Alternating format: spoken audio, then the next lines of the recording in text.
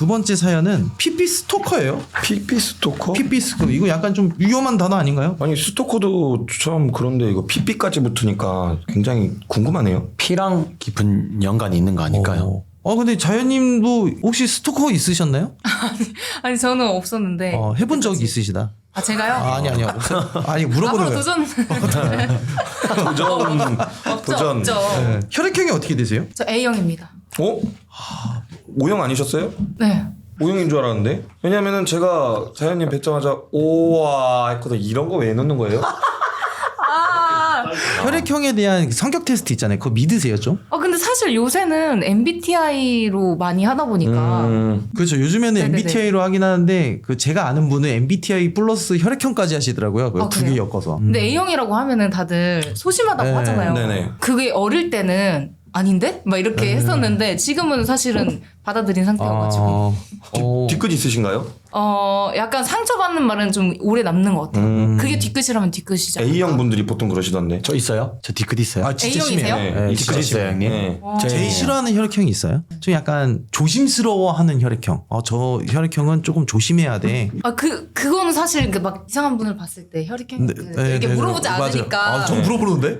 진짜요? 네. 진짜 성격 이상하잖아요. MBTI 어떻게 되냐고 그건 물어본 적이 있는데 그래요? 저는 말을 그 예쁘게 하는 거를 되게 중요하게 맞아. 생각하는데 말 이쁘게 해야 돼요. 어떨 때는 되게 쏘는 말을 할 때가 있어요. 맞아요. 말을 이쁘게 해야 돼요. 포장 잘하면서 해야지. 형님한테 저 말을 이쁘게 하잖아요. 아니 근데 얘가 어떤 식으로 말을 잘해? 이쁘게 잘해요. 네네. 근데 너무 아부 형식의 이쁜 말이어가지고 아부 할만하죠, 형님. 제일 밥 먹고 살게 시작이야, 또 해주시는 분인데. 그 선택적. 선택적. 네. 형한테는 근데 아부 부릴 필요는 없지. 형이 너무 잔인하게 얘기해줘. 그만둬 달라, 나오지 말아달라, 이런 식으로 얘기하니까. 형도 그만둬줘, 제발. 넌 3개월만 쉬어라. 이런 식이 이렇게 먼저 했어요, 형님 들어오기 전에. 이게 나만 한다고 생각하는데 저 상처 많이 받아요. 자, 이제 두 분 성격 잘 보셨으니까 아시겠지만은 이제 자연님께서 둘 중 한 분을 뽑아주셔야 되는데 그냥 뽑으면 재미없으니까 네. 이거 한번 물어볼게요. 여동생이나 언니가 있다면 둘 중 하나를 소개시켜줘야 되고 네. 누구를 고르겠습니까? 저는 사실 남동생만 2명이거든요. 그러면 남동생을 소개시켜준다고 했을 때 둘 중에 누구를 소개시켜주겠습니까? 좋은 친구로서. 바로 밑에 동생은 이렇게 잘 맞은 뱅진이하고. 것 같고 네. 막내는 그래요. 네네. 그러면은 오빠로 삼고 싶은 사람. 근데 오빠시죠? 아니, 다 동생이 오빠일걸요? 있어요. 네. 전 동생입니다, 형님. 넌 동생이야? 네, 92년생. 너는? 89년생입니다. 89년생. 네. 그럼 제가 93년생이니까. 형님이요? 또래로 보이기는 해요, 형님. 그치. 또래. 네. 이런 예쁜 말. 네네네. 근데 진짜 동안이시지 않아요? 아니에요. 지금은 아니고. 네. 동안이죠. 그건 넌 진짜 진짜. 형님, 제가 본 진짜 39살 중에 형님 최고 젊어 보입니다, 진짜. 그러면서 나이 얘기하지 마세요. 나는 형 근데 진짜 그 나이 같아. 진짜로. 근데 나 진짜 솔직하잖아, 나는 형. 어쩔 수 없어. 뻑큐. 죄송합니다. 그래요. 만약에 우리 자연님이 쌍둥이예요. 그러면 한 명을 만약에 소개시켜줘야 돼요. 이거 결혼은 아니에요. 소개만 시켜준다고 하면은 남자친구로서 누가 더 나을 것 같습니까? 저는 카누님. 그럼 이제 읽으면 되죠, 형님. 우리 뱅진이는 그럼 어떤 사람한테 소개시켜주는 게 좋을까요? 제 남동생한테 남동생. 친하게 지내라고. 네, 친해지고 싶습니다. 좋습니다. 그래요. 자, 그러면은 우리 카노 씨가 읽어주면 되고요. 이렇게 해서 바로 선택이. 원래 마음속에 네. 없었어요. 저 아니야. 저 뒤끝. 앞으로 못 빼. 다름은 뽑으려고 했는데. 또 소심해가지고. 이렇게 하시죠. 장난. 이렇게 하시죠. 오케이, 근데 정신승리. 질문 따로인 줄 알았어. 두번 고르는 줄 오케이, 알았어. 알겠습니다. 그럼 다시 할게요. 그럼 읽어줬으면 하는 사람은 누구일까요? 아니요. 그냥 그대로 해주세요. 읽어줬으면 하는 사람은 누구일까요? 네. 카누님이요. 네. 마음씨가 착하시구나. 예. 좋습니다. 한번 읽어보도록 할게요.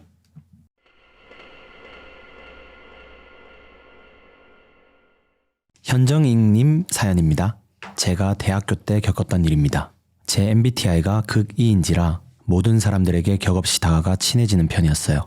그중 학교에 저를 마음에 들어하던 오빠가 있었는데 그 오빠가 먼저 용기를 내서 서로 사귀기로 했습니다. 이제부터 이 오빠를 편의상 철수 오빠라고 부르겠습니다. 물론 가명입니다. 철수 오빠는 사귀기 전부터 저를 많이 따라다녔어요. 그땐 막연히 그만큼 나에게 관심이 있나 보다 라고 생각해 크게 신경 쓰지 않았죠. 사귀기 시작하면 집착이 좀 줄어들 거라 생각했더니 오히려 점점 반대였습니다. 어느 정도였냐 하면 저랑 친하게 지내던 동기들과 놀지도 못하게 하고 심지어 동성 친구끼리 만나는 것도 싫어했습니다. 연애를 시작하자마자 그러니 많이 당황스러웠어요. 가장 이해할 수 없는 건 본인이 잘못한 일도 되려 저에게 화를 내고 서로 생각할 시간을 갖자며 싸움을 끝내도 꼭 저를 따라왔어요. 버스를 타도 제 뒤에 앉아있고 내려서 걸을 때도 뒤에서 따라오다가 뒤돌아오면 모르는 척하기 일쑤였어요. 이게 도대체 지금 뭐 하자는 건가 싶어 그날은 그냥 택시를 잡아타고 도망가듯 자리를 벗어났습니다. 얼마 후 오랜만에 철수 오빠 없이 친구들과 술을 진탕 먹은 날이었어요. 그날 하루만큼은 서로 싸우지 않은 유일한 날이었습니다.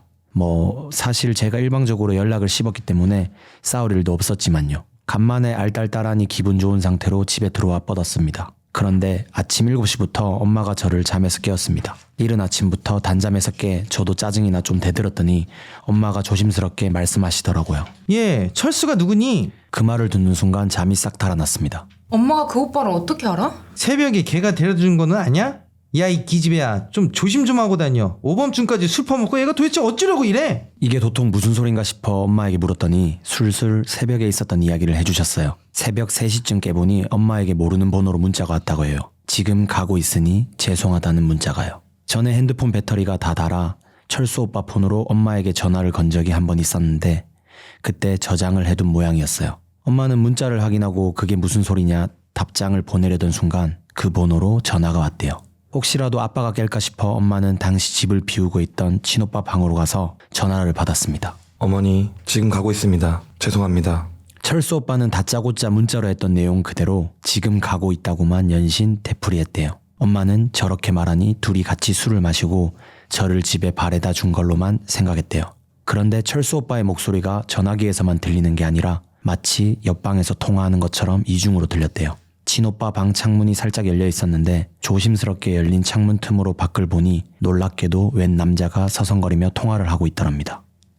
저와 친오빠 방 창문 너머는 바로 아파트 복도와 연결되어 있었거든요. 엄마는 혹시 바뀌면 얼른 학생도 들어가라고 차분히 말한 뒤 전화를 끊었대요. 그런데 한참이 지나도 남자가 복도에 서성이는 것 같았대요. 하지만 6시쯤 아빠가 출근할 때 복도에 수상한 사람이 없는지 물어봤을 땐 다행히 아무도 없었다고 합니다. 그렇지만 아무리 생각해도 찝찝해 저를 아침에 그렇게 깨운 거였어요. 저는 어젯밤 철수 오빠와 같이 있지 않았으니 무슨 소린가 싶었습니다. 억울한 마음에 철수 오빠와 있었던 일을 엄마에게 죄다 말해주었어요. 구구절절 엄마와 얘기하고 있는데 어디서 클럽 음악 소리가 나기 시작했습니다. 아까 말했듯 제 방도 아파트 복도 쪽으로 창문이 나 있었는데 창밖에서 나는 음악 소리 같았어요. 어라? 그런데 그 음악 소리가 무척이나 귀에 익었습니다. 엄마, 이거 철수 오빠 벨소리야. 넌 이불 덮고 꼼짝 말고 있어. 엄마가 안방 가는 척 하면서 한번 볼게. 엄마는 안방으로 가 저에게 문자를 냈습니다. 엉금엉금 기어서 안방으로 오라는 문자였어요. 하필 제 방 창문이 열려 있어 그렇게 말하는 것 같았습니다. 저는 마치 군대 훈련소에서 각개전투를 하는 것처럼 바닥에 바짝 엎드려 낮은 포복 자세로 기어 안방까지 갔어요. 평소처럼 서서 걸어다니면 창문 밖에서 보였겠지만 엎드리면 보이지 않는 각도였거든요. 엄마가 안방에 도착한 제게 해준 말은 충격 그 자체였어요. 어떤 남자가 친오빠 방 창문에 달린 방범 쇠창살을 꼭 치고 방 안을 미친 듯이 훑어보고 있었다는 겁니다. 어떤 남자란 보나마나 철수 오빠였겠죠. 엄마랑 이제 어떻게 하나 전전긍긍하고 있는데 벼랑간 누가 현관문을 쾅쾅 두들겼습니다. 엄마와 저는 혹시나 숨소리라도 새나갈까 입을 손으로 틀어막고 쥐 죽은 듯 조용히 있었어요. 우리가 문을 안 열어주자 항이라도 하듯 두드리는 강도가 점점 세지고 두드리는 간격도 점차 줄어들어갔어요. 문이 부서지진 않을까 걱정이 될 정도였습니다. 뿐만 아니라 이젠 도어락까지 손대는지 비밀번호 누르는 버튼음이 계속 들렸어요. 저와 엄마는 최후의 수단으로 경찰이라도 불러야 하나 싶은 순간 현관문이 열리고 말았습니다. 아니 저 오빠가 우리 집 현관 비밀번호를 어떻게 알았지? 막 이런 생각을 하려던 찰나 야 밖에 왜 미친 새끼가 있다? 다행히도 문을 열고 들어온 인물은 친오빠였습니다. 평소엔 원수 그 이상이었던 친오빠인데 그날만큼 든든했던 적이 없어요. 철수 오빠는 도어록을 막 만지다 친오빠가 나타나 뭐하는 짓이냐 묻자 아무 말도 없이 자리를 벗어났대요. 엄마가 혹시 빨간 잠바를 입었냐 묻자 맞다고 했어요. 모녀가 아침에 있었던 일을 말해 주었더니 친오빠는 꼭지가 돌아 밖으로 나갔어요. 야 딱 기다려. 내가 그 새끼 잡아올게. 분명 근처에 있을 거야. 얼마나 지났을까? 고요해진 집 밖에서 고성이 들리기 시작했어요. 친오빠 목청이 워낙 큰 편이라 대부분 친오빠의 목소리밖에 들리지 않았지만 분명 누군가와 설전이 오가는 모양이었습니다. 육두문자가 막 들리고 하는데 갑자기 친오빠가 소리쳤어요. 아씨 미친 새끼. 야 현정아 가서 걸레 가져와. 친오빠가 나와보라고 했지만 철수 오빠가 아직 있을 것 같아 망설이자 엄마가 대신 나갔어요. 그런데 엄마도 복도로 나가보시곤 기겁하시더니 저에게 재차 걸레를 가지고 나오라고 소리치는 겁니다. 철수 오빠가 가고 없다는 말을 듣고서야 안심하고 복도로 나갔는데 복도가 온통 피투성이었어요. 이게 다 뭐야? 싸웠어?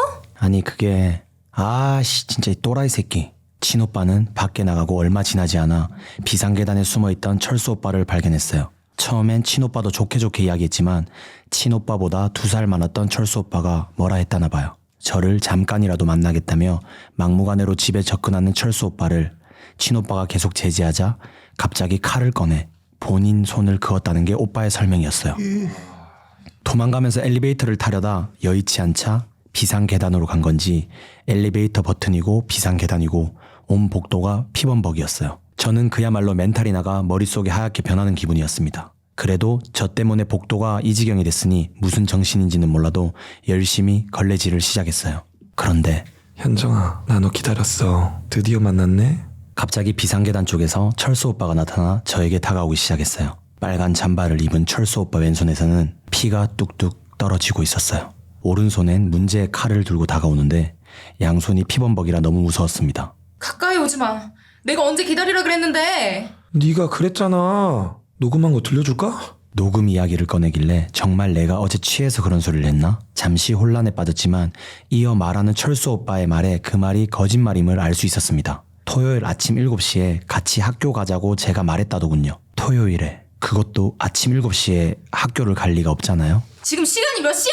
너무 답답한 마음에 두서없이 저렇게 소리를 내지르니까 옆집 아저씨가 무슨 영문인가 싶어 복도로 나왔습니다. 놀란 아저씨는 복도의 상황을 보곤 곧바로 경찰에 신고하셨어요. 이에 겁을 먹은 건지 철수 오빠는 그대로 줄행랑을 치고 말았습니다. 혹시나 또 찾아오지는 않을까 친오빠가 몇 시간 동안 집 근처를 순찰했지만 다행히 철수 오빠는 나타나지 않았어요. 그렇지만 출동한 경찰과 옆집 아저씨에게 자초지종 설명하느라 한동안 난리도 아니었습니다. 이후 철수 오빠를 다시 본 적은 없습니다. 다만 어떻게 소문을 내고 다닌 건지 사라지기 전 이상한 소문을 퍼뜨려 저를 아주 나쁜 여자로 만들었더라고요. 뿐만 아니라 당시 제가 과 총무였는데 회비를 모은 통장을 가지고 잠적해버려 큰 곤욕을 치러야 했습니다. 이후 무사히 졸업을 하고 오랜 시간이 지나서야 철수 오빠에 대한 소식을 전해 들을 수 있었습니다. 아는 같은 과 언니가 정신병원에서 근무했는데 거기 입원해 있었다는 게 마지막 소식이었어요. 뭐 제 알바는 아니지만 말이죠. 제 사연은 여기까지입니다. 이야, 이 또라이. 잘 만나야 돼. 이거 제보자님이 좀 약간 되게 이쁘신가 봐요. 아무래도 안 그렇겠어요. 형님. 근데 보통 왜냐면 보통 칼을 들고까지 이 핏빛을 보여주는 정도면은 얼마나 대단한 뭐. 근데 사실은 이거는 네. 이 분이 이상해서 일어난 일인 것 같긴 해요. 얼마나 철수가. 그 대단한 분이셨는지가 보다는 얘 인성 자체가 문제인 것 같은데 형님. 네. 어우, 누굴 난- 만났어도 저는 이제까지 누굴 만났어도 이렇게까지 해본 적은 없는데. 저를 왜 다 쳐다보시죠? 너는 어디까지 해봤는지 궁금해서. 너무 이 연기를 잘하셔서 아니, 저번에 문 한번 부셨다고 했지 않습니까? 아 이분 사연, 아니 이분 심리는 어떤 심리예요? 이분의 심리를 봤을 때는 제가 봤을 때 철수 네. 이분이 살아오는 가정 환경부터 들어가야 되고요.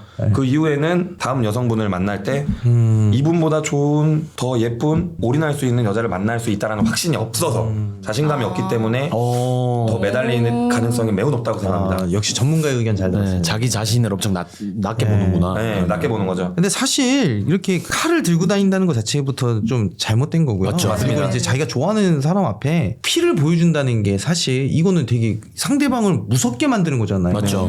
여자분들을 잘 모르시는 분인 것 같긴 해요, 사실. 예. 이분은 잠재적 범죄자입니다. 저게 범죄예요. 네. 네, 맞아요. 이미 범죄자예요. 제가 봤을 때는. 그러면 자연님은 결혼을 하셨지만 그래도 남자들이 이렇게 또 그 결혼하시기 전에는 좀 많이 따라다니지. 아 이거 좀 어려운 질문인가? 인기가 있었다고 하는 거 그렇죠. 맞잖아요. 인기 엄청 많았을 것 같아요. 네. 아니 뭐 없진 않았었는데 근데 뭐 이렇게 위험한 분은 전혀 안 계셨. 진짜 다행이다. 다시 질문을 하면은 네. 남편분이 엄청 쫓아다녔나요? 맞아 궁금해. 궁금하겠네요. 구해. 네, 구해. 네. 남편이 처음에 보고 소개시켜달라고 하긴 했죠. 네. 음. 운동하는 그 헬스장에서 네. 처음 초면으로 봤었는데 남편이 보고 이제 소개시켜달라고 얘기를 했었어요. 네. 근데 그때 뭐 바로 이렇게 만나지는 못했고 그 중간에 지인이 있거든요. 네. 그 지인분이 안 된다고 지금. 왜요? 그때 당시에는 제가 피트니스 대회 준비하고 있었는데 그때가 딱 이제 걸그룹 그만두고 제가 엄청 힘들 때. 할 때여서 제 지금 중요한 시기여서 안 된다 했는데 1년 뒤에 우연하게 같은 장소에서 만나요. 될 사이였구나. 와 신기하다. 그래서 이제 뭐 쫓아다니진 않았는데 제가 나중에 들어보니까 그 지인이 껄떡대지 말라고 해서 그래서 제 남편이 그냥 인스타만 훔쳐봤다고 하더라고요. 아이고 네. 와 낭만 있다. 아니 뭘 낭만이 더 무서운데 왜 인스타 본다고요? 사실 무서운 얘기. 오늘 어디가 있는 거야? 이런 생각하겠죠. 스토리 계속 보고. 스토리 보고 DM이라도 한번 해봐야 되나 이런 생각하지 않았겠어요? 그 고민을 했을 것 같아 무조건. 네, 근데 근데 약간 좀 낭만파는 맞다. 네, 낭만파, 로망파. 딱 선은 지키는 거잖아요. 불편하지 않게. 그리고 DM은 안 보내셨잖아요. 팔로우도 안 하시고요. 혹시 부기로 네네. 보낼 수도 있지. 와 팔로우도 안 했다. 팔로우도 안 했대요. 뭐야? 팔로우는 해야지. 그러니까 낭만 아니, 없는데. 껄떡대지 말라. 뻘떡해. 그래도 지켰다 선을. 근데 주변에 저희 약간 오빠. 그 자연님을 되게 보호해 주시는 분들이 많이 계신다. 맞아. 좋은. 네. 맞아.